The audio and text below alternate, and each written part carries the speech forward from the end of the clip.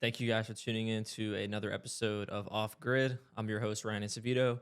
Today, we've got a very special guest, a dear friend of mine, longtime investor, pretty much into the Florida drift scene and the drifting community in whole. He's got a history in Formula Drift, doing his own drifting stuff, organizing events nowadays. Want to welcome onto the show, Mr. Tommy Roche. You haven't had Three Natives? No. The acai bowl place right down the street? Dude, I'm fucking uncultured. Oh my God. I'm uncultured as Probably fuck. go. I almost stopped on the way and I was going to text you like, do you have a freezer? It takes a while to eat it. Yeah. They're like huge. They're like this big and like this deep. And I was like, I'm not going to eat it, but I want it. I'm just going to go after. Damn. They're kind of expensive, but it's like a whole meal. If you like acai bowls. Maybe I'll go with you.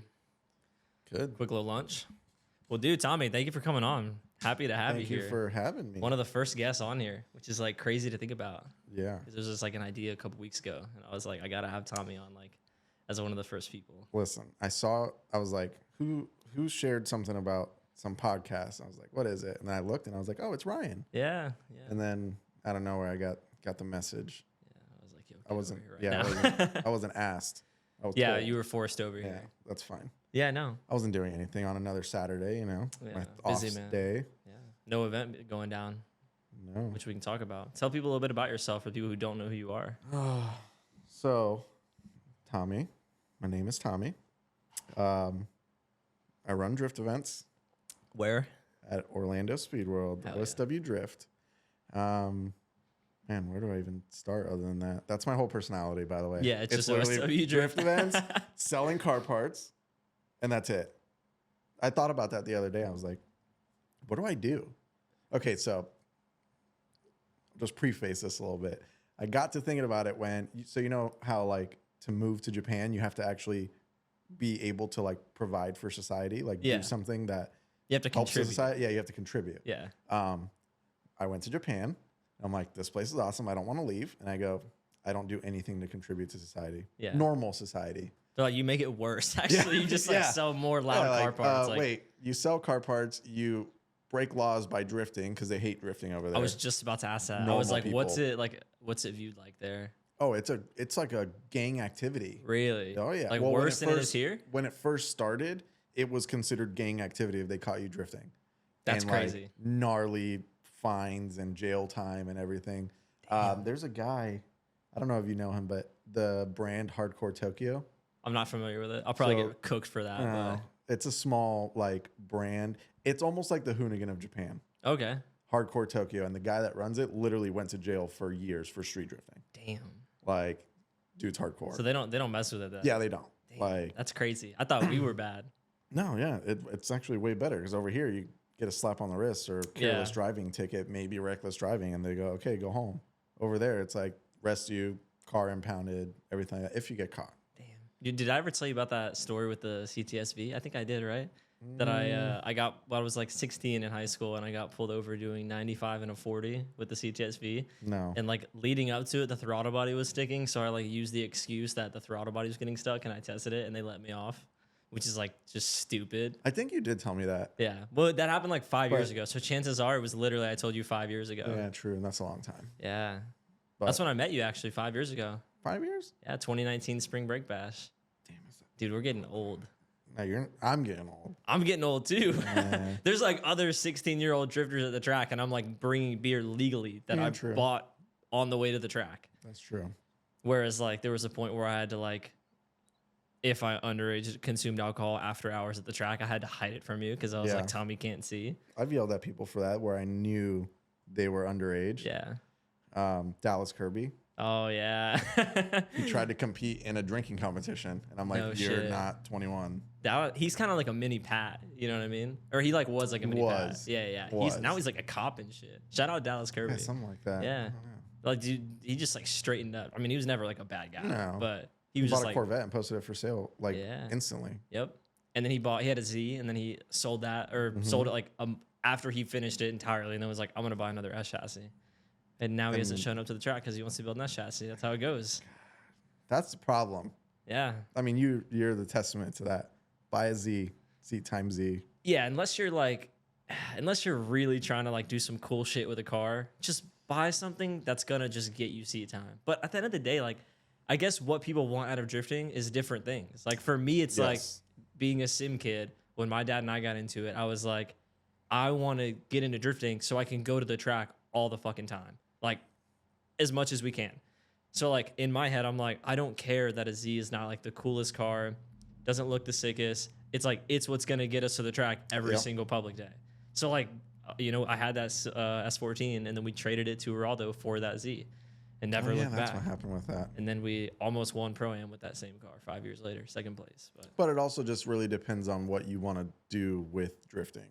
Because for me, I don't care about competing. Yeah. I want to have a very cool car that looks cool while drifting. In the pits. Sounds cool. It drifts. It drifts. I've been working out some issues that I don't tell people the that rubbing much. at full log. Yeah, I just put small tires on it, so we're gonna try it out. 215s now or two? Yeah, 215s. Or rubber bands. You're don't look almost that at bad. you're They don't almost look at that like 2019 Simply Clean spec with that.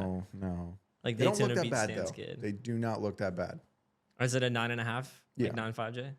It was a 225/40, 9.5 wheel, going down to a 215/40. I thought it was gonna look terrible. I'm like, I'm done with this car. If it doesn't, it's never gonna drift ever again. I'll just buy another one, whatever. And then I put it on. And I was like, it doesn't look terrible. Yeah. So it's still got to test. We still got to test it though. Yeah. Which Get a will little be private day going soon or something. Well, yeah, I guess you could probably test it next weekend. Yeah. I'll just set up the track before everyone shows up and then Do a quick lap in do a it. couple laps. And if it works, then at least I know it works. Yeah. Not saying I'm gonna drift there. He's gonna drift there. Maybe. Not saying that I'm gonna drift in front of everyone. No, that's but cool. if it works, then at least I know it works. Yeah. And then because that's honestly that's like I don't like while running a drift event like trying to hop in my car and go do a lap because there's so much other stuff that I have to worry about. Yeah. So like that's the least of Yeah, my because worries. you're like, dude, you're the guy that's liable for everything. Yeah. Like, So it's like the second, and I've tried it before. I get in my car, I turn it on, start warming it up a little bit. Boom, radio call for me, and then I have to go off and I all spend the an way hour to the end doing of the drag strip or something stupid. Spend an something hour silly. doing something, and I'm like, okay, well then I guess never mind. Yeah. So, but it's also been because the car's never been 100% to how I like it. Like there's always been some kind of rubbing issue with the steering. I've changed the steering angle kit like 4 times now. What's on it now? A mix of like a bunch of stuff, but the Okay. majority is Heatmaker knuckles. Shout out Heatmaker because they made the car drive sick. Really? Like I everyone need to comes drive from- that thing one day. Everyone's like, well, you can't see over the steering wheel. That's true too. You need a booster seat. But yeah, everyone's like, oh, these cars don't drive like S chassis, but for like somehow, not saying exactly, somehow a Heatmaker knuckle makes it drive as similar as you can get a upper A arm kind of car. I would like to add that you put some really nice spec BCs on there as well. Oh yeah, So that obviously yeah. Shout out Cody. Yeah, shout out Cody BC. helped me. I was telling him about the rubbing issues. He explained he asked me what my setup was, and he's like, "You might be a little too soft in the front, whatever." He's like, "Let me just get you a whole new set of coilovers," and I was like, "Great." So custom spec DSs went 2K up in the front. So I was 24, it's 26 now. Swift springs. People are always so shocked about that, like AA arm cars. Why? Because they're always like 26K Oh, yeah, springs. yeah, Like, yeah. are you crazy? Like, Yeah. oh, are you static? But they don't understand like motion ratio and Yep, like that it's not the exactly. same as like an S chassis being on 26K front. 'Cause, Yeah, like, an it's S not the chassis on effective- 26 would be like a JZX on Like, 40s. Yeah. Like literally Almost. 40K like Yeah. with Swift. Just the stiffest thing possible. Yeah, so Cody hooked it up. We did 26K front to stiffen up the front a little bit, and then actually went down on the rear 2K to 12K to hopefully and so to preface this, the car drives great on throttle. It's just when it dives down, like when I'm on the brakes for whatever reason and trying to steer, the wheels were touching literally the wheel well. Oh shit. Like you had a I had Toyota it chassis. was a JZX. The VIN plate said JCX. There was an Non-turbo. NA1 JZ in it. It Non-turbo. wasn't a GX. But anyways, so like those wheel wells, they're like perfectly round and Yeah. on the inside, and then there's that sharp point where like Right the when you get trays to the, are. Yep. If you were looking at it in the engine bay, Yeah. it was rubbing right on that point. Yeah, right at the front. Yeah. If you're looking at it like Yeah, closest to the front bumper. yeah, exactly. So it was rubbing there. We hammered it. Never raised the car. You don't do that. So I hammered it a bunch. And I'm like, stiffened up the dampening a bunch. I'm like, let me try to get it to not roll onto the front at all. And it still didn't work. Damn. On throttle, though, it felt great. So like a solo lap, when I can just be floored the entire time, the car was perfect.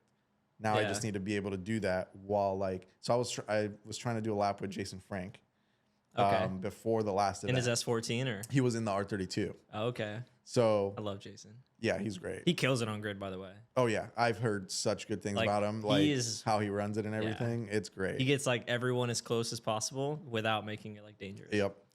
So yeah, so I'm like, he didn't know. I just kind of we were doing a couple laps before the last event started, and I saw him go. I'm like, I did already a couple solo laps. I'm like, I'm just gonna get behind him. Yeah. Go to get behind him, start closing the door, and then I got too close, and by too close I mean like half a car, and we both have his R32 super nice. I was You're both like not trying to. it's just like not easily replaceable or fixable. Yeah, so I'm like, I wasn't trying to get super close to him or anything. So I went to check up. I was left foot braking. Went to check up to kind of like, I mean, I could explain this to you, and you would kind of understand. You know how like when you're left foot braking and you kind of jab the brake a little bit more than you're supposed to kind of load up the car the other way before transition. Yeah. I did that, and the front wheel just stopped. Like steering wise, just got caught as I was transitioning. On everything. Touched everything, and I did the fastest 360 I've ever done in any vehicle. Oh, I bet. Because I was winding the car up, getting ready to flick it the other way. You got all that inertia going the opposite way. And that's when I almost hit him. I was like, nope, I'm done. He was the one that was like, just put a smaller tire on it. And I was like, no, it's going to look You're like, no, dumb. I can't do that. Well, because like I run a 255/35 in the rear. Yeah. Which is kind of unheard of on a JZX. Yeah. Everybody's like 235/40. 235/40 is like max. Yeah. If you're like a stance boy with a JZX that drifts it, it's 225/40. Yeah. That's what I had on mine, but it was just like a street car, obviously. So. Yeah. I'm trying to fit the biggest tire possible. Yeah. You don't want to be slow in that boat. Well, it's not even just for that. A wider tire will last longer. Oh, definitely. Definitely. Same exact power level, same style of driving. Between a 235 and a 255 or 265, the bigger tire is going to last longer. So that's part of the reason why I wanted it, and it looks cool. Yeah, meaty setup. Yeah, we ran into that issue right now with the Zex because like I wanna transition into like the 200 treadwear Zek because like the Zek is great. It's like the best tire that I've ever driven on, and I've always said that even before. Like we ran them all last year, 0 discount, 0 partnership, and now we have a partnership with them. They're awesome people. Lewis kind of took over like a big portion of the U.S. distribution stuff, and he's a great guy. He's sick. But I was thinking about trying to run the 200 treadwears because like we make a lot of power in a Z, a very heavy car. So it's not that the tire is bad and we're maxing it out. It's not like we're asking a lot out of it. Yeah. Like it's a 285 300 treadwear, I think, that lasts like a good bit, and it makes a shit ton of grip. So like pair that with like a 3,400 pound Z. You're asking 3,400 pounds? My car is heavy as shit. Not the new one. The one we got from Billy is stupid light. But we haven't been using that. Your OG car. I think it's like, what's like 33. But that's heavy. That's bad. We just weighed Brandon's yesterday. Is that a secret or? I don't know. I don't think so. I don't see why not. It has to make weight. So yeah. I mean, it's got to be over 2,900 pounds. It was 32.14. Damn, y'all need to get some. Well, I guess it's hard to get weight. It's turbo LS. There's so much shit going on. Yeah, but yours is NA. Well, yeah. And weighs more. Yeah, but like the Billy one is the same thing, same kind of motor and everything, same trans, everything, just like heavily weight reduced, and it's like 300 pounds lighter. The Billy car is like 2,900 pounds, which for a Z is like ridiculous. That's kind of wild. Yeah. And that's on scales. Like that car is going to be nuts. Like once we get it smooth, which we're doing right now with like the fuel cell relocation. A bunch of stuff up on it. Yeah. It's just the fuel cell was so far back that like it was a lot of weight. It was a pretty big cell too. So I mean, fuel's heavy. So like if you've got like a 10-gallon fuel cell that's full, that's like what, 40 pounds right there? 40, 50 pounds? Something like that. Yeah, it's probably 60 pounds. Fuel's like 8 pounds anywhere a from gallon. 6 to 8 pounds a gallon. Yeah. So yeah. So like 60 pounds all the way at the taillights, like constantly swinging, plus all the metal framework for the cell to be that far back. All that metal also being equally as far back. So it was just like driving, like it was trying to over rotate all the time. Between all the fab work and everything, if you removed all that and moved it forward, let's say it still was a 10-gallon cell, that you're moving probably almost 100 pounds of stuff Yeah. closer to center. So Yeah. that's Because a huge change. it was like, don't quote me. It was like 2 feet behind the rear tire. And now it's like 2 feet in front of the rear tire. A Z doesn't even have 2 feet behind the rear tire. That's what I'm saying. It was like in line with the taillights, like the edge of the taillights. And it was very, very like it wanted to over rotate all the time. You had to like be so careful in transition. And I don't drive like that. Like you've seen me drive in recent times. I drive that Z, like the OG Z, like literally floor through transition, like high caster, like snappy, like lock to lock. lock to lock. Like I love driving like that. you know what's crazy? It's so fun. Somebody after King of OSW came up to me and they said, I think it's really, they were like, I'm surprised that you come out here with a high horsepower car and you throw lock to lock so we can keep up. And I'm like, are people with high horsepower cars in the skid pad like running shallow angle to run away from even slower cars? Is that happening? Like, I mean, it could be. I was like, what do you mean judging shock? That's like just regular driving. You should just drive like that by default. Like, well, that's what we say in the drivers meeting, especially for King of OSW, is you run the bro line. So you're not running away. We see it. Well, like I said, I haven't judged in the last 2 competitions, which is better that way. Not that I'm, it's just easier because then I can run everything. I don't know if you noticed that, how it ran smoother when I wasn't judging. it did. Because I don't have to worry about the whole Everything else. Yeah, everything. Plus like, King of OSW. Exactly. So with me not judging anymore, I can like actually focus on running the show and making sure that like it's running smooth and efficiently and as quickly as possible. But I say it in the drivers meetings, like if you or the judges have said it, which I've said in the past too, if you're trying to run away from someone, like we've seen you drive. Let's just call it, we've never seen you drive before, but we saw you for all of Friday and 3/4 of Saturday before competition. We saw you drive for a day and a half. Yeah. We see when you're driving for fun or where you're driving for a competition. Yeah. So we know if you're trying to run away from the chase obvious. driver. Yeah, yeah. And that's negative in the judge's eyes. Yeah. And regardless of if I have someone else come and judge, I'm going to explain to them that's how we do it. Yeah. So, which is good. Oh, yeah, for sure. Because people do switch it up. Like people get on like absolute try hard kill mode and they're like maxing out their car. Shulman. Oh my God, Shulman. Dude was running like a 295 GT radial FD takeoff. I love Shulman to death, by the way. But just absolute. That's why I called him out last year.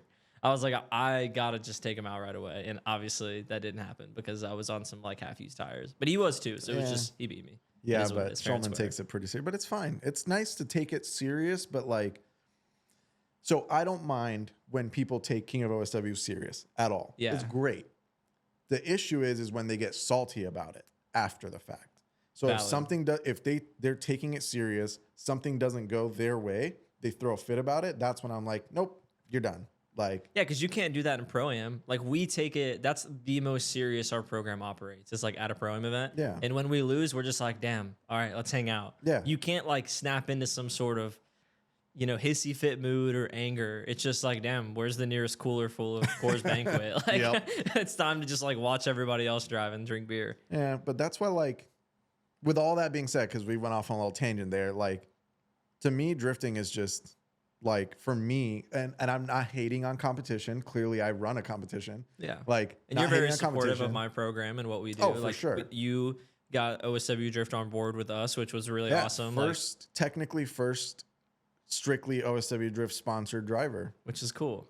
Because, like, I appreciate that. We put a sticker on Brandon's car, but Brandon technically gets help via Injuku and OSW because Injuku sponsors the track.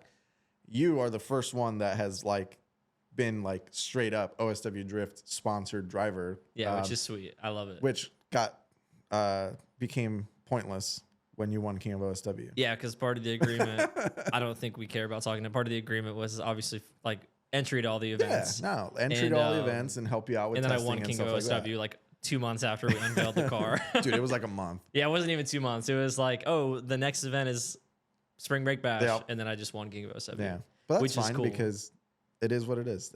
That's the reward for King of OSW. Our deal is separate anyways. Yeah. So, but yeah, like I like cool drifting, which That's is fair. like I would rather me and Jason Peter sold his JZX. I don't know if I was supposed Oh, to it say it finally publicly, sold. but Oh well, yeah, he sold it's it. whatever. He posted it for sale, whatever. It's But been it for was sale, like so an it's bound example, to like happen. Jason in his R32 or his S14 because it's super nice now, or Peter in his JZX. Like I would rather us do a 3-car tandem, like half a car to a car length away, and time transitions great and everything like that, like than trying to door someone because Yeah. I'm like it's a rolling car show. That's how I've been about drifting. So like That's fair. It that is really sick. Like when you're watching it, like that looks sick. yeah, and that's what I You're like, what I damn, want. that's cool. Yeah. Like competition sometimes can be like, it's exciting. There's like a lot of, high horsepower, big smoke, surging. Yeah. But then there's also a lot of moments where it's just like, it looks boring. Yep. Like granola bar livery cars with like, because some comp cars, I'm just go out on a whim and say, look like absolute shit. Oh, absolutely. Like some look real bad. And mine doesn't Absolutely. look the best. Don't get it twisted. Mine's far from like the sickest looking one, but some are like really bad. They're eyesores. Yeah. And so like, you don't want to watch that do cool shit. You know what I mean? Yeah, there's a couple cars in FD. Oh, there's Not quite gonna- a few in I mean, FD. I know, but there's way some that- more in Pro Spec. There's some that are really, really, really bad and boring. And I'm just like, when they show up to the line, I'm like, well, don't care. yeah. I don't care if they're freaking Mute the TV. Yeah, like I don't care if they're door to door perfect chase run. I'm like, it just wasn't cool. Yeah. Like it didn't look cool. You know who's doing really cool shit? Who's like driving that hard and doing it in style? Drip Team Risky Business. Oh, absolutely. Like Eric, Oh, I love Matthew him. Gallup, Yeah. Chris, Dylan. Like they're all so sick. Yeah. Also, And sorry if I miss any of them. But if like, so like, I love the final bout concept. Like, is all the thing- final bout team tandem? Sorry to interrupt. Yes, I'm yeah. uneducated on that because I'm well, an FD fanboy. It's all team tandem for the main comps, but they do also do like 1v1 style Damn, I gotta build a style stuff. car. Like then. when LZ won a long time ago, he won at USA in a borrowed car. That was actually a 1v1 style comp. Oh shit, really? It wasn't like team tandem. Like Yeah. they ran a separate comp. I haven't seen them do that in a while, or maybe it's just like a small side thing that they do. I'm gonna need him to next to fire the that main back comp. up. Yeah. I'll put some damn real wheels on the Z for. Dude, for well, I mean, it's not just real wheels, I know. but- I gotta close some of that like 5-inch wheel gap that Yeah. I got. but it's also not that either. It's the point of final bout, which is why I agree with it, is put your own style on your car. That's true. Like you were just saying about the FD cars. Everyone does the same cookie cutter livery, all this other stuff. I saw someone was a post about it the other day. There's a team of all black cars, and you're like, it's all black cars with chrome wheels. Just because they match, that doesn't mean it's cool. Yeah. But then you looked at the pictures of their cars up close, and each one had a different design, like on the roof in their own personalized color. So it was like one of them had like a flake, like lowrider style design in purple. I love Another that one shit. had like, and it was blended into the black. Yeah. Another one had it in like, red or whatever. Like it's just adding your own touch to your own car that makes it cool. It doesn't have to be low. Real wheels, yes, are a plus because usually they fit good and whatever. Yeah. It's They easier to make don't fit break good. in half. Yeah. But it's like my car's not super low. My car's body kit low. Like if I took my body kit off, No, you for would sure. throw up. For sure. But at the same time, like, yeah, other people have the same body kit, but I'm like, oh, let me just like, I love luminous yellow. All those Gram things are lights. so sick. So when I first, when they got re-released, I was the first one to reorder them in the United States, and I waited 12 months for them.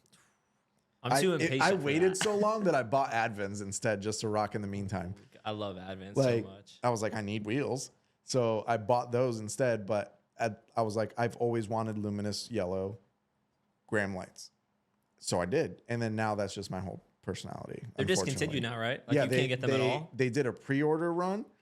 They all sold out, and then that was it again. Damn. Yeah, they are cool. Now, I have 8 of are them. the pinks They're also like I don't know what the name of it is. it's just luminous. Luminous pink. Yeah. Are those same deal? Mhm. Damn, those wheels are so sick. They got re-released at the same time. I really wanted to. I'm not even gonna say it because I don't want anyone to steal my swag. But I was gonna. We'll talk about it I after. wanted to have options Yeah. essentially. But yeah, like my car's not like super crazy, but like it's not super slammed, but and you know, and I do little stuff here and there where like it's what I wanted to do kind of Yeah. thing. Like the mix, like the hodgepodge of the seats in it, but they're I was still just about to both say the brides. seats. The Like, seats are sick. and left them faded blue because Yeah. it matches the blue interior. Like most people would be like, no, I want a brand new old Like school black bride. Like, bride. yeah, Yeah. like no, like fit the theme. Like, Yeah. and then there's like little stuff like, well, I'm not gonna air it all out because there are still some versions, some updates to the car later on. Okay. But it's just like personalize everything that you do. And that's what makes, for me, a drift car cool. That makes sense. Like, I can understand do you that. want a shift knob? Okay, buy a shift knob, but then do something to make that shift knob different. Paint your valve cover something crazy. Like, do little stuff where, like, yeah, you want to upgrade your car, but change it. Yeah. So it's not just off the shelf, throw them together, and you're like, this is my build. It's like, no, you bought parts and yeah, threw you it on. bolted it together. Yeah, like, so you've seen all the people like engraving like their wheels. There's a kind of local dude. I've known him for a long time. He's like, his name's Freddie. He started engraving like door handles, like chrome door handles and stuff for like, and like exhaust tips. I've never and seen all that. Yeah, and I'm like, that's sick. Well, Like, so somebody at Injuku like engraved my old exhaust that you guys did with the like a standing avocado with like arms and legs. I think it was I don't remember who it was. I think it was Devin. I don't know. No, it wasn't an engrave. It was we have a laser etching machine at Juku. I think it was green. Might have been green. Love green. Yeah, Green's I love them too. Another like big piece of OSW that works like really well. Oh yeah. Like he's one of like him and Jason. Oh yeah, if you like had that's to, part of the dream team. Yeah, I was gonna say if there was like, oh shit, Tommy's got an emergency, he's out of town, but like spring break bash still needed to happen. Like you could count on like Green and Jason to like I would put it together. It would be Green and Jason. It might run better. Yeah. It would be Green, Jason, and Pat. Oh yeah. But not Pat not being in charge, just like off to the side, delegating He's everything. the authority. Yeah. Like get him Pat delegating. Get him a little scat pack for the weekend or something. Yeah, like them, Jason and Green doing it all, and maybe like Peter and Connor like helping a little bit and stuff. Because like it's hard to be out there for it's an 3 operation. days, and especially when it's hot. Yeah. And those dudes are standing up there. There's like not that much shade. And even if there is shade, it's still just hot outside. Whether you're in the sun or not, like those dudes are standing under the tent. They're getting fatigued. Like it's work. I've been doing it, and I always tell them, I've been doing it for 10 years. 10 years. That's when you took over OSW? No. Or that's when you started I started helping 10 years ago when we first moved from CFRC to OSW again, because OSW drifting at OSW was a thing in like 2006 to 2009. Before CFRC? Before CFRC. Oh, shit. I didn't know that because I'm 12. Yeah, like there was first, it was this guy named Josh, I think it was his name, that ran it. That's where Pat learned how to drift. That's where Hurt learned how to drift. That's where Chelsea learned how to drift. Yeah, there's some veterans out there. Yeah, like it was the place to be. It was very small. But that was like everyone's home track. And then the owner didn't want drifting anymore. They were focused on circle track racing and blah, blah, blah.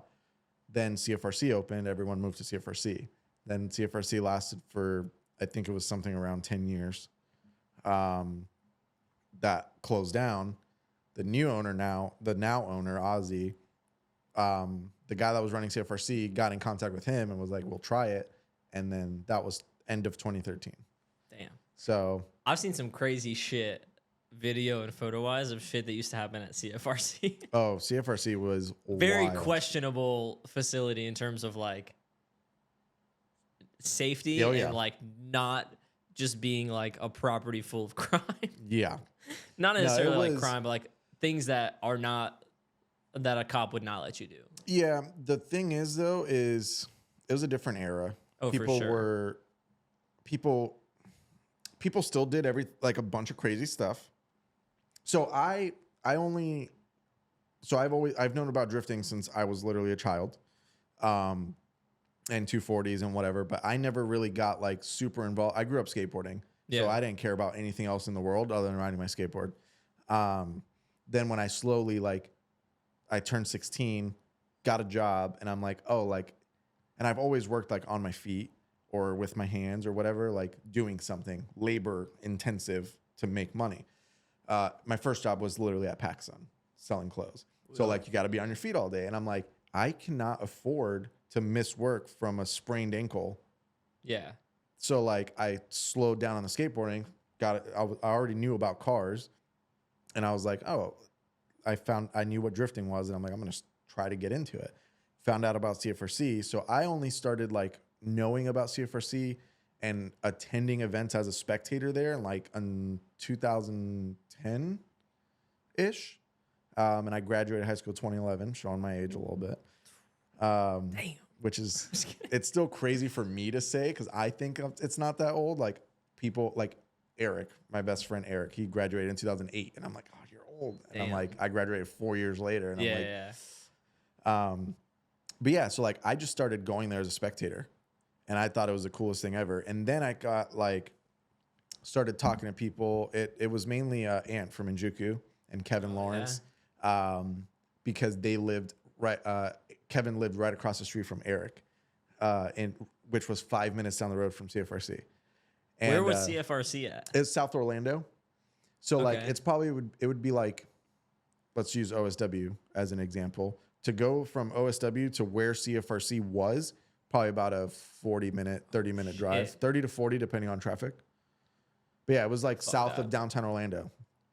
Like if you were dead center downtown Orlando and you'd head south, it was technically off of the road, Orange Ave, where goes all the way from South Orlando to downtown into Orlando.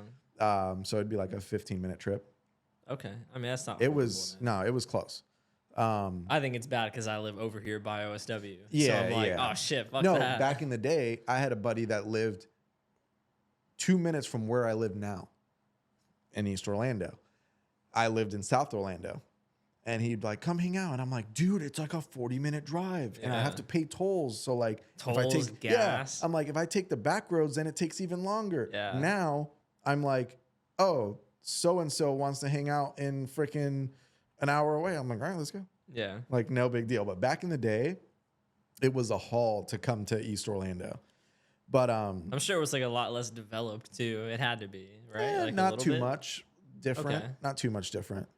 Like, you know, there's a Big Lots down the street and the Mellow Mushroom. Yeah. I used to go, there was a car meet there. Oh, really? And I would go from South Orlando, and I'm like, damn, I don't know. It's like a Tuesday night or something like that.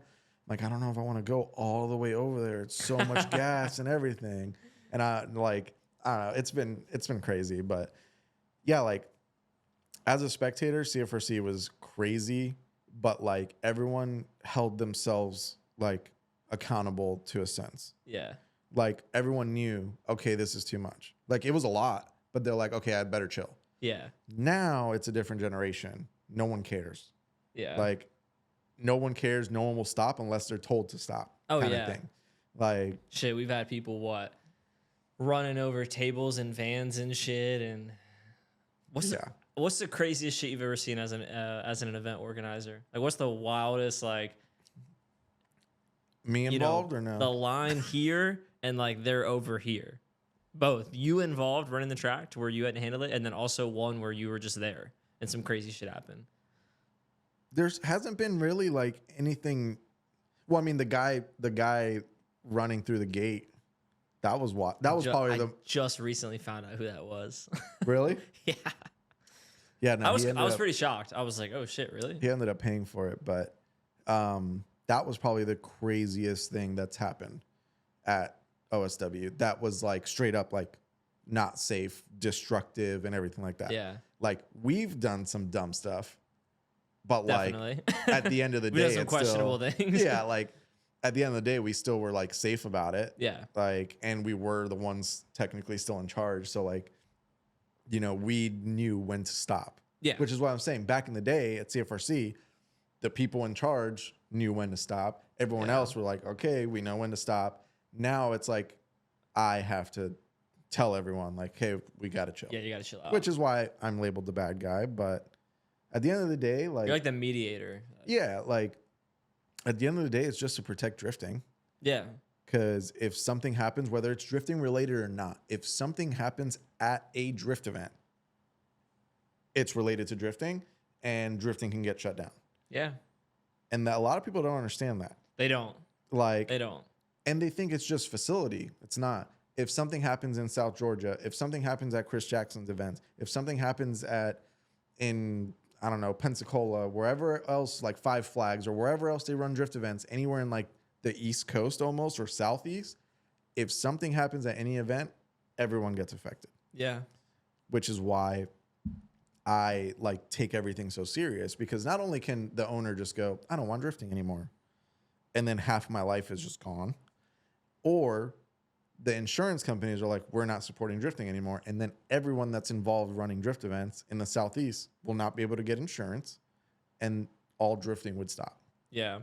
And I'm not, I'm not going to be the You're not the gonna be the cause one. of that. Yeah, I'm not going to be doing that. So, and we've seen it happen before with like I just said, with OSW was hosting drift events.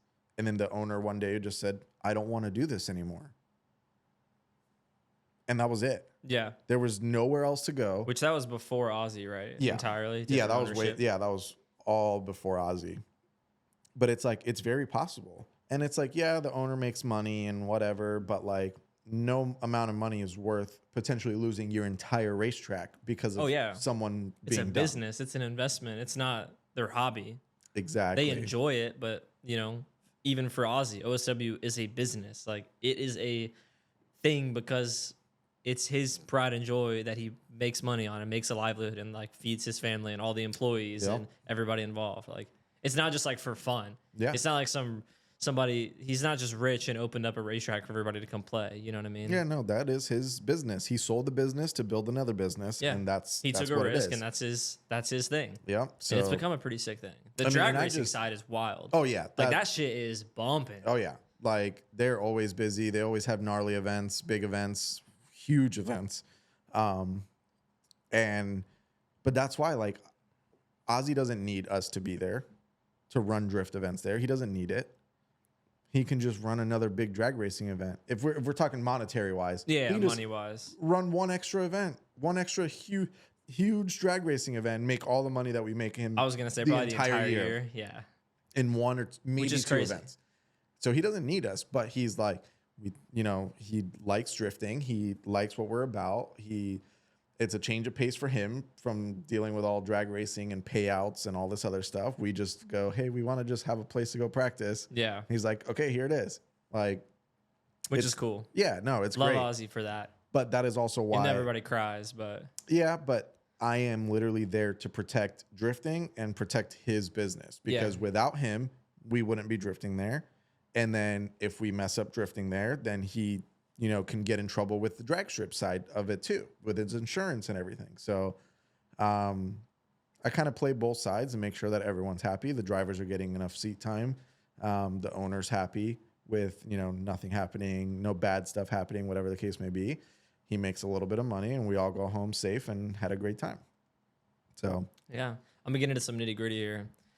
I've heard we are obviously both very, very passionate about growing drifting and it being like a thing because I think people forget that like drifting is like the smallest motorsport. Mm-hmm. It's rapidly growing, but like there are like, if we walked outside on Alafaya and stopped 100 cars and asked them what they think about drifting, like 99 would not even know what we're talking about. yeah, well, 99 wouldn't even stop. That's true too. But so we're obviously, both you and I, we're very adamant about growing drifting and whatnot, and everybody gets upset at the fact that we just have like a little tiny local skid pad, or they get frustrated that there's not big changes, but then they like don't show up to the track to contribute to the business, right? So like what people forget is that like OSW, what we just talked about, OSW is a business, right? For any business to grow, whether it's your grandpa's fucking pizza shop or somebody, machining car parts, there has to be customers. There has to be money coming in, more than just to keep the lights on, to like grow a business, and for the owner of said business to reinvest and pour more money into it and expand it. But then people don't show up to public drift events. Well, that's the thing. Like, money aside, money 100% aside, it's the support.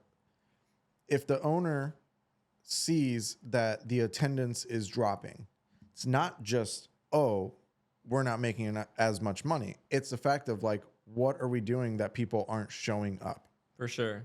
So what is the point of doing said upgrade if people aren't showing up? So yeah, the money is a part of it. But the owner doesn't need money. Yeah. The owner has money. The owner makes money. It's the fact of dwindling, which it's kind of ironic to even be talking about it because last event was literally the biggest one like single day event in the history of OSW Drift. We had like 150 cars, Big like ups on that. yeah, and 800 spectators. Damn. Which like Black Friday or Spring Break Bash, we average about 1,500 to 2,000 for the whole weekend. Damn, so 800 for a single day is 800 pretty for impressive. an after dark event is huge. Yeah. So like the attendance is there, but that was one event. Next event, if we don't have somewhere around the same, then the owner's going to go, what happened? Yeah, what changed? What Yeah. was different? Why did this event do so good and this one did horrible? Exactly. And then it's like, then the next one's not good again. Oh, what happened? The following one, not good again. What happened? Like if the attendance is there, as a business, you have to make changes to cater to the growing attendance. So, oh, last event we had a bunch of people. Concessions was slow. Let's make sure, we can get on concessions, make sure that we're prepped earlier, make sure maybe we have more staff, whatever the case may be. Let's make changes to make it better for next time. But it's like, if you have one fluke event that it's great, and then the next one's low, then the next one's low, and the next one's low, what's the point of doing any upgrades? Yeah, it's not even worth it.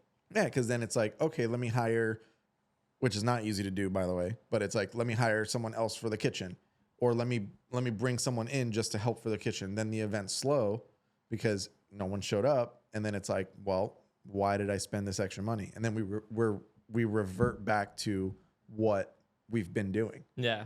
So it's a tough situation for sure. Yeah.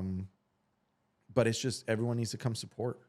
Like, Which is why I made that post. Because for the viewers watching, Yeah. that maybe it didn't see the Instagram post because it was a story post. I made a story post like complaining that Spring Break Bash was like a week away, and people were like multiple people were like trying to actively plan private days like the week before, the damn Tuesday after, yeah, like the weekend after, and I'm like, you guys can just show up to like the sickest OSW Drift event of the year, like in 7 days. Like you Yeah. can just register, you can show up.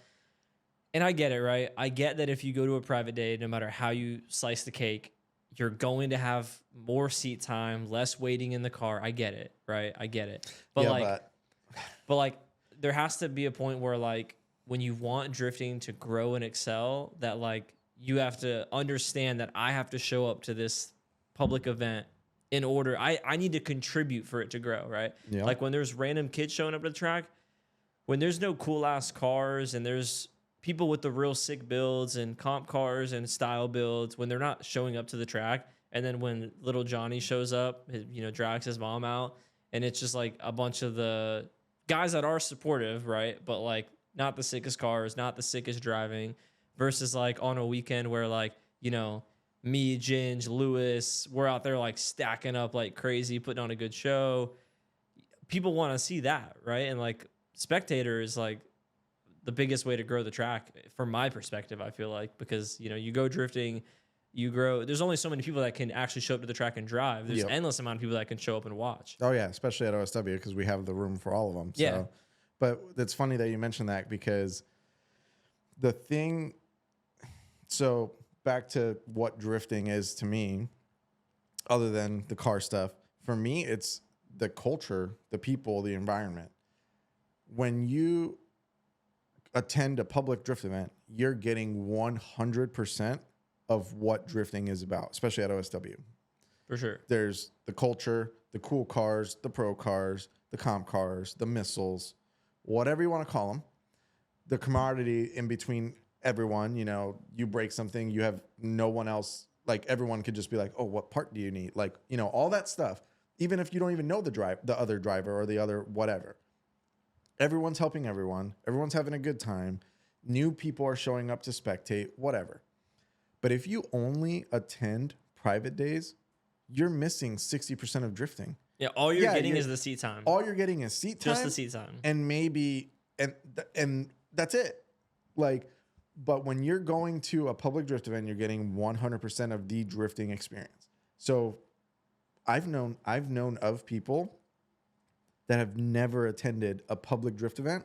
I just and have found been out about going this. to OSW for private rentals for 2 years. I just found out about this. I found out when I made that post, somebody was like, "Are you just upset that like you're not in the private day community?" And I was like, "The what?" And they were like, "You just don't get invited because like there's a there's a community of private day drivers and like you're bashing on them." And I'm like, there's like a fucking community of like these people that are like. Dude. I showed up to a test day that you put us on with as part of the sponsorship when we were testing the new Pro car. There was people there. They were sick drivers, sick cars, like would be awesome to have at like a public day. People would love to see them rip. They were like badass drivers, badass cars, stacking up with their friends. Dude, they were people that I have never seen in my life. And then after like asking a few people, they're like, oh yeah, they're here like once a month at private days. I'm just like, what? Yeah. I'm like, I didn't even know this person existed. Yeah. And that's my thing. It's like drifting's about the culture as a whole. And it doesn't matter which culture, whether it's comp or stance cars or missile car, whatever. It doesn't matter. But that's what it's about to me, at least. So like when someone doesn't show up and they're missing out on that aspect of drifting, the community aspect and like seeing everyone else, I'm like, what's the point? Yeah. Like if you want to go do laps with 3 of your friends, it'd be way cheaper to do it on a sim. Oh, 100%. The sim's yeah. If you just want seat time, just go sell your car, buy a direct drive wheel, and drive 500 laps a day. Yep. But what's the point of only, like, let's just use me and you as an example. What if the only thing me and you knew about drifting was me and you going to OSW, renting the track privately, and just driving with just each other? We'd miss out on so much. So much. Like I said, that's 40% of drifting. Yeah, like, 100%. Let's say you're not sharing it with new people, which doesn't help. Yeah, you could be like, oh, friend, come hang out with us and I'll give you a ride along or whatever because you have a cage car. It's like, okay, that's one person that you've probably talked to death about drifting and stuff like that. And like, oh, finally got to go to the track. Like, it's just, there's so much more to it. Yeah. And it comes from hanging out at CFRC, starting as a spectator, and then getting involved and being like, oh, like... Yeah, because you were like a spectator, then a driver, then an event organizer. Yeah. You went through like the whole ropes. Oh, yeah. With side quests. Yeah. With crewing for Pat and being involved with FD. We got to get into that. Dude, we're going to need a part 2. No. We'll just keep it going. So FD with Pat, when did that start? Oh, boy. So that was 2015. 2014 was the last. Yeah. So it was the start of 2015. This 2015 FD season. Was he was already running FD Pro 1 before you jumped on? Yeah. Okay. Yeah, you guys have always been boys like since day one. So like right before he even made it to Pro 1, you guys knew each other. No. I've only known. Well, goes back to how I told you that we were at CFRC. I was spectating. Guess who I was spectating was Pat and Chelsea. Being an absolute and all fucking them. ripper. Yeah, he is like. Pat, Chelsea, Dan Chilton, all those dudes. That's who I grew up watching. And then... You are old. I am old. It sucks. No, it doesn't suck. No, there's nothing wrong with it. It's fine. I got my things going for me. But anyways. Yeah. Just got married. I did. That was sick. We drank beers with a few of the people you just named. Literally. A lot of Coors banquets. What a great day. Yeah, dude, that was a great night. That was the best... just 24-hour window I've had in so long. Just we've gotten so close to drifting and then being able to be there for that arguably like one of the biggest days of your life. Oh yeah, like the biggest. Yeah, aside from being born and dying. Yeah. Like, you know what I mean? Like that's like the day. it was so sick to be there, and then just all of the drifting homies that are real tight. You know, not everybody, but all the real close knit guys being there, supporting you and your wife, of course, and just like being able to hang out and drink beers Yeah, for just, you we were guys. all just hanging out. It was so It was the good. same thing as being at the track, except we were all wearing fancy clothes. Yeah. That was it, in a Yep. fancy venue. Yep. But no, it was sick. But that's so like I was, and this is I got a message the other day on Instagram, and if for whatever reason this dude's watching this, I'm sorry because I didn't see it for like a month because it was in my message That's some me request. shit. I'm so bad about Yeah. that. And he literally asked me like, "How did you get into this?" And I'm like, "Dude, this is a book." Yeah. Like, Let me link you up to the podcast episode real Yeah, quick where for we talk real. about it. but like, so the only reason why I was able to even achieve what I've achieved so far is because of Ant, actually, because when I found out about drifting when I was a child, whatever, my dad didn't really want to support it because back in the day, like 240s were shitty. And like in my price range, like everyone's like, oh, like a $1,200, and I'm using my own car as an example, a $1,200 SR S13 hatch. That's nuts now. But like when I bought my first 240, it was a $1,200 S13 SR hatch, and it was the biggest pile of shit in the world. It's just crazy to think They about. would still, if it was that, like that exact same car right now to this day, it would still be worth $1,200. That's how bad it was. Really? Oh yeah, it's terrible. I mean, it had a running and driving SR in it, which fucking Yeah. nowadays is like $4,000. The dude thought it was blown up, and it was just the MAF was unplugged, so it was only revving to 2,500. Really? Because I already knew about that because I was like 11 years old reading Zilvia threads on how to do an SR swap. Damn. I was like, Eric came with me. We skipped school, went to go buy it. It was in Spring Hill, Florida, and Eric didn't know anything about cars or like barely anything, and he. So I was like, we're looking. And I was like, you know what? We'll take it. The guy goes inside, and Eric's like, you're buying a car that doesn't run right, and we're 2 hours away. And I go, the MAF's unplugged. What? Oh, the gas gauge didn't work in it. So the dude's like, I don't know how much gas is in it. You should go to the gas station right away. And I go, got it, dude. Sputtered over to the gas station, like a mile from his house. Get out, plug the MAF in, fill it up with gas, ripped all the way home perfectly fine. 2 hours away.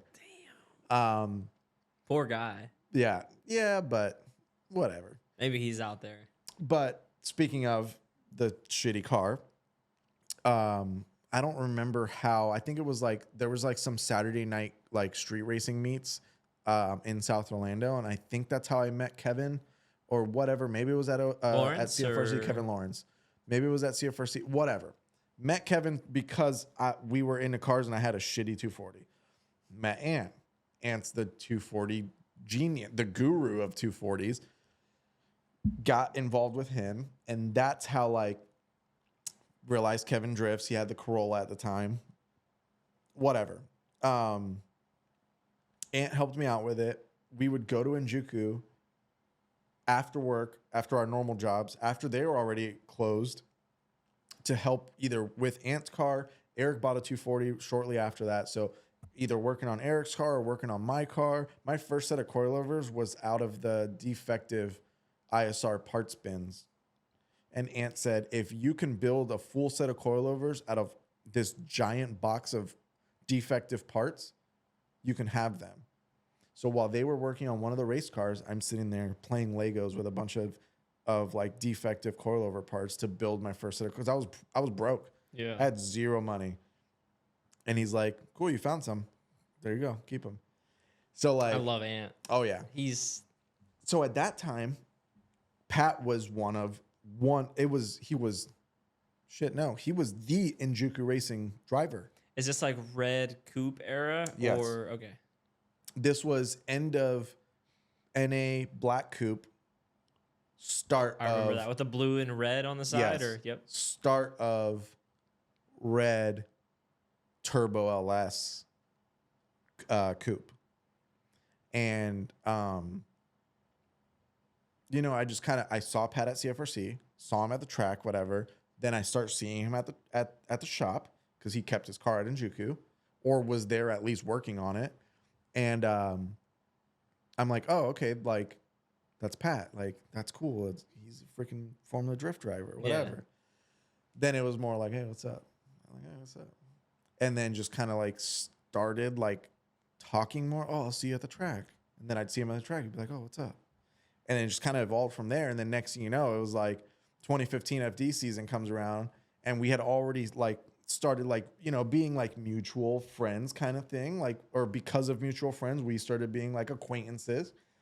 And then we started talking more and more. And then out of nowhere, he's just like, hey, I need a crew guy for FD.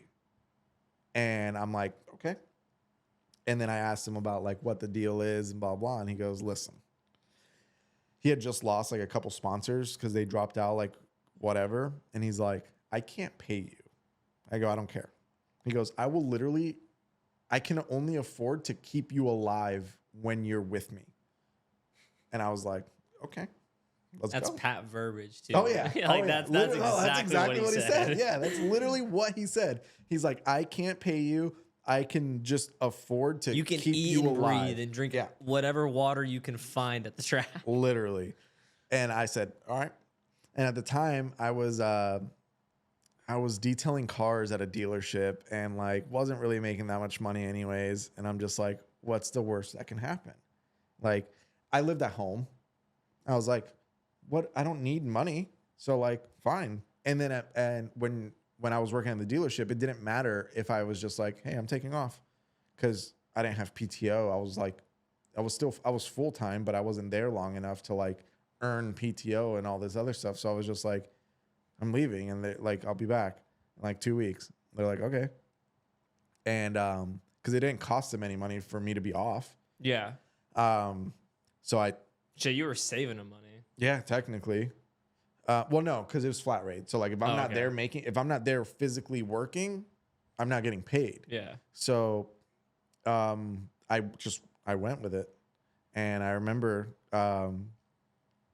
when Pat was just like, okay, like we went to the shop, Tenjuku, and he's like, I'm going to have you, changing tires, fueling up the car. I already knew like how to work on cars somewhat. So it wasn't like, he's like, if something happens, then, we have other people that can help. My majority of it was helping him drive across the country. Yeah. Because then saving money by not having to stay at a hotel and everything like that. Because we just drive through the night. Yeah, just alternate. Yeah. He straight up told me he can't pay me, and I was like, I'm still gonna go because I think this is the coolest thing I will ever do in my entire life. And I'm very much like for experiences. Like, I don't care if it costs me money or if I have to spend money to go experience something that I want to do. Like, if I can afford it or if it's for free, like whatever, I'm going to go do it. So I did it. And we went, that was the first time we drove to Long Beach, first round. And I think it was the first year. It might've been the second.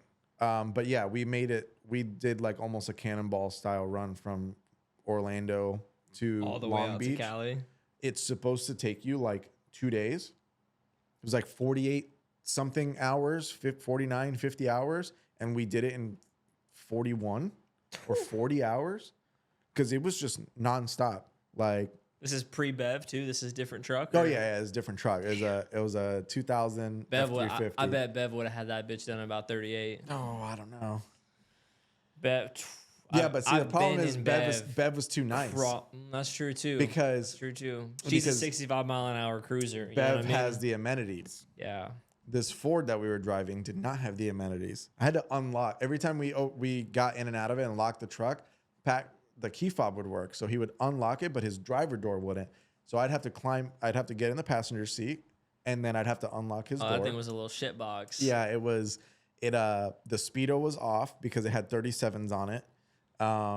It had a huge turbo, and we don't know what trans was in it. So like we didn't know at any moment that the transmission could blow up or if it would blow up.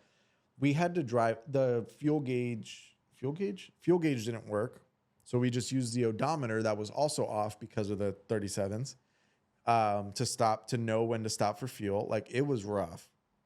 you had to keep it in boost so it wouldn't downshift a bunch, so you wouldn't blow the Yeah, because transmission like deer up. hunting, because of the crazy ass tire size. Yep. So Because the wheel speed gets changed. and you it's going exactly. nuts. You had to drive that thing. There was no trailer brakes, which I didn't know about. This is oh my God, I can keep going. We're gonna This go. was We're gonna a- do a part 2. We're gonna do a part 2. This was a We're gonna take a little whole- piss break, and then we're gonna do a part 2. Like Okay. now. Okay. But yeah, Should we- because should- there's yeah, we'll dive into that in round 2. we're gonna dive into that Yeah. because we got some adventures. Well, thank you guys for checking out part 1. We're literally about to dive right back into round 2. Tommy and I just have too much history together to condense it into an hour episode. Dude, we could probably honestly just host our own podcast together on the side. 1,000%. Yeah. But we're gonna do a round 2 literally right after this. Get some more beer, take some more pisses. But thank you guys for tuning into part 1. Obviously, Tommy's the GOAT. Really just stoked to have him on, and you guys will be seeing him again next week on the second half of this pod. So, Tommy, thank you for coming on here. Thanks for having me. You're Appreciate it. like I said, you're like, damn, you're my damn George Washington. You know what I mean? You're my founding father. Like you when I showed up to the track, there was like Tyson and you, and then unfortunately, due to other circumstances, Tyson had to kind of withdraw himself from OSW. And then it was just like, you've been there since the start of me and Dad, and you've done a lot to support us, and obviously even bringing Ozzy on board this year and getting the whole track involved. Like, you've done a lot to help us propel our program into what it is now. So I'm really thankful for that, and I'm really thankful for you coming on and just chatting with us this week and next week. Yeah, no, I appreciate you having me, and we'll continue this. Yeah, for sure. It'll be a good time. We got it. All right. All right.